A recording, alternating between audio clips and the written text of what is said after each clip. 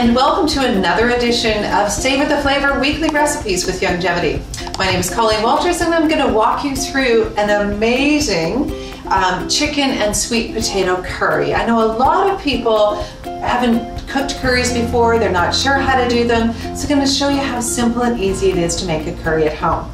So first of all, we're going to use ghee, okay?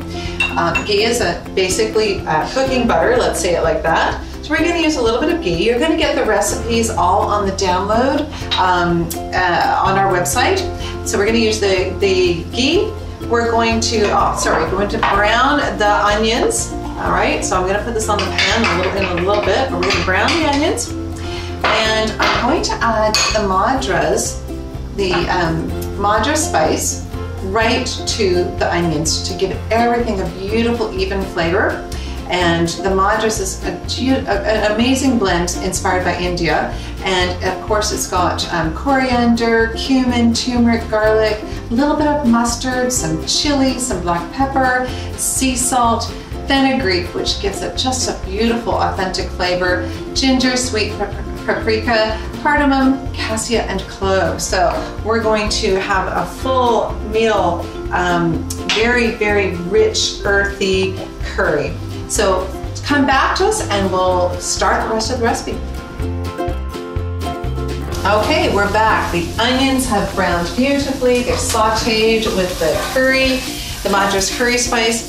Now we're just going to put the chicken in, give that a stir, and I want to tell you about this amazing sauce paste I made to go with this. So let me just stir these onions around here, get this back on the stove, and let me tell you about this sauce. Okay, so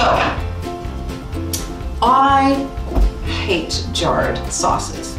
I absolutely don't like them. I think that they're full of chemicals and I'm not really so much a sauce person. So if I'm going to have a sauce with something, I'm going to make it myself. So looking through some great recipes for some curries, everything was throw this jar of this and throw this jar of that in there. And I thought, you know what? I can make my own. So what I did was I took some coconut milk, some tomato paste, some cashew or almond butter. Cashew butter is more authentic. A couple of teaspoon of this. Threw it all together in the saucepan. I didn't use any ghee or anything like that. Just threw it all together and simmered it until it came out to the most amazing, rich, beautiful sauce. So you don't need to buy the jars of pasta sauce or curry paste. You can make it yourself at home. All right, we're going to come back to the chicken when it's done. I'm going to show you how to finish the rest of the recipe.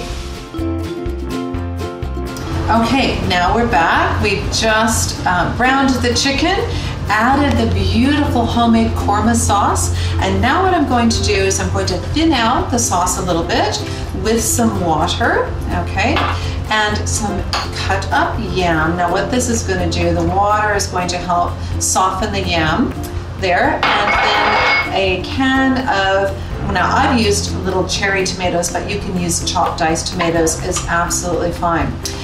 Now we're going to stir that all up. It's going to cook for about 20-30 minutes because you want the curry to be really rich and right through everything.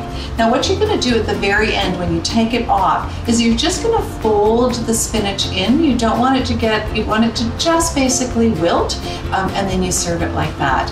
So welcome to how to make easy and quick but tasty authentic curries with Saveur Natural Foods and Youngevity.